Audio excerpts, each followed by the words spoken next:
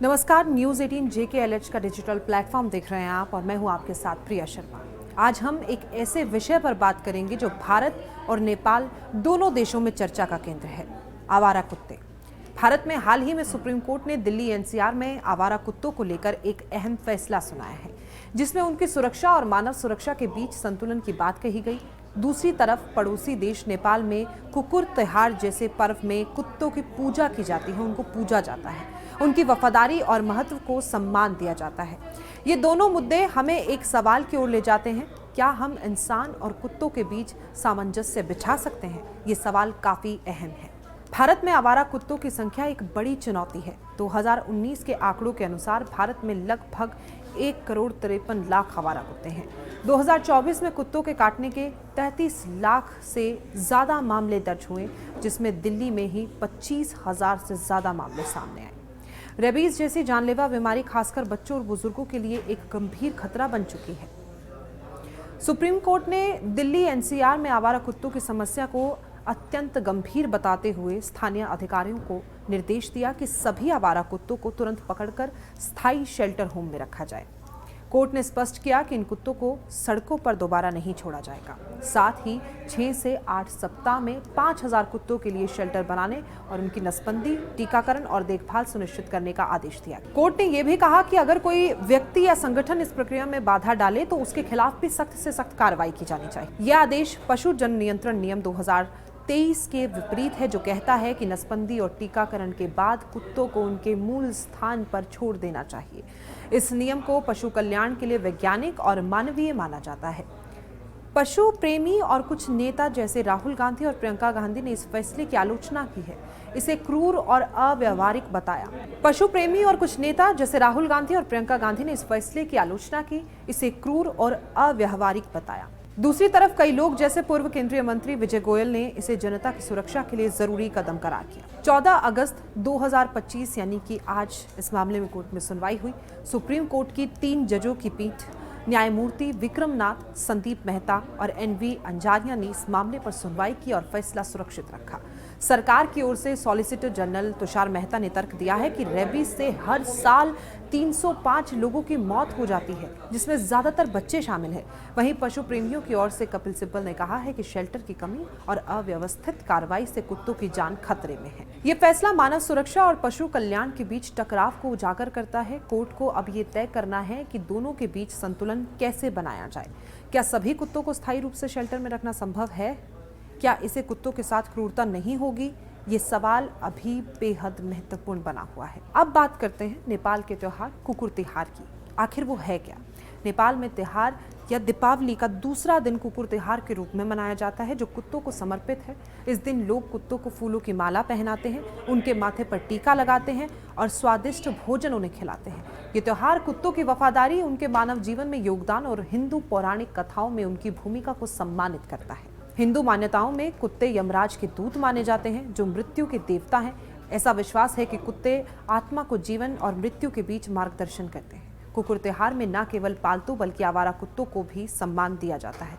ये एक सामुदायिक उत्सव है, जिसमें लोग कुत्तों को भोजन और देखभाल देकर उनके प्रति कृतज्ञता व्यक्त करते हैं। कुकुर त्योहार हमें सिखाता है कि कुत्ते चाहे पालतू हो या आवारा, हमारे समाज का हिस्सा है। ये त्योहार पशु कल्याण को बढ़ावा देता है और लोगों को जानवरों के प्रति दया और सम्मान की भावना रखने के लिए प्रेरित करता है।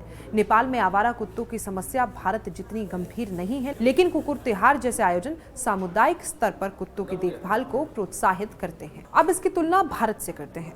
भारत में भी कुत्तों को पौराणिक और सांस्कृतिक महत्व दिया जाता है। ये भैरवनाथ के साथ उन्हें जोड़ा जाता है और कुत्तों का भैरवनाथ के साथ सीधा संबंध माना जाता है। लेकिन भारत में शहरीकरण और जनसंख्या घनत्व के कारण आवारा कुत्तों को लेकर नकारात्मक धारणा बढ़ी हुई है। कुकुर तिहार हमें ये सोचने पर मजबूर करता है कि क्या हम भारत में भी कुत्तों के प्रति ऐसी सकारात्मक भावना को बढ़ावा दे सकते हैं कि नहीं।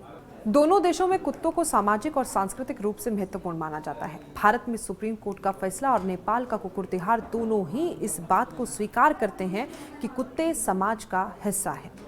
सुप्रीम कोर्ट का फैसला मानव सुरक्षा पर केंद्रित है, लेकिन कुत्तों के लिए मानवीय देखभाल की भी बात करता है। कुकुर तिहार कुत्तों के कल्याण को प्राथमिकता देता है, जो भारत में ABC नियमों से मेल खाते हैं। अब इसमें दृष्टिकोण का अंतर है। भारत में आवारा कुत्तों को समस्या के रूप में देखा जा रहा है, जबकि नेपाल में उन्हें सम्मान का प्रतीक माना जा रहा है। लेकिन इसके हल का तरीका ये है कि सुप्रीम कोर्ट का आदेश तत्कालिक कार्रवाई शेल्टर में रखना पर इस पर ज्यादा जोर दे रहा है, जबकि कुकुर तिहार सामुदायिक स्तर पर दीर्घकालिक देखभाल और सम्मान को बढ़ावा देता है। भारत में शहरीकरण और संसाधनों की कमी के कारण शेल्टर और नसबंदी कार्यक्रम लागू करना चुनौतीपूर्ण होगा। नेपाल में कुकुर तिहार जैसे आयोजन सामुदायिक सहभागिता से इस समस्या को कम करने में मदद करते हैं। नेपाल का कुकुर तिहार हमें सिखाता है कि कुत्तों के प्रति सकारात्मक दृष्टिकोण अपनाकर हम सामुदायिक स्तर पर उनकी देखभाल और मानव पशु संघर्ष को कम कर सकते हैं। भारत में सुप्रीम कोर्ट का फैसला मानव सुरक्षा को प्राथमिकता देता है, लेकिन ये भी जरूरी है कि शेल्टर में कुत्तों की देखभाल मानवीय हो। दोनों दृष्टिकोण एक दूसरे से सीख सकते हैं। भारत नेपाल की सामुदायिक सहभागिता से प्रेरणा ले सकता है और नेपाल भारत के नसबंदी और टीकाकरण जैसे वैज्ञानिक तरीकों को अपनाकर रेबीज जैसी समस्याओं को नियंत्रित कर सकता है। अब इस मामले में सुप्रीम कोर्ट के आदेश के अनुसार शेल्टर बनाने में तेजी लानी होगी, लेकिन इनमें पर्याप्त जगह, प्रशिक्षित कर्मचारी और पशु चिकित्सा सुविधाएं बेहद जरूरी है। एबीसी नियमों को प्रभावी ढंग से लागू करना जरूरी है। बेंगलुरु जैसे शहरों में नसबंदी से कुत्तों की आबादी में 10% की कमी आई है। सामुदायिक सहभागिता जागरूकता भी इस क्षेत्र में काफी महत्वपूर्ण है। कुकुर तिहार की तरह भारत में भी सामुदायिक स्तर पर कुत्तों के प्रति सकारात्मक दृष्टिकोण को बढ़ावा देना चाहिए।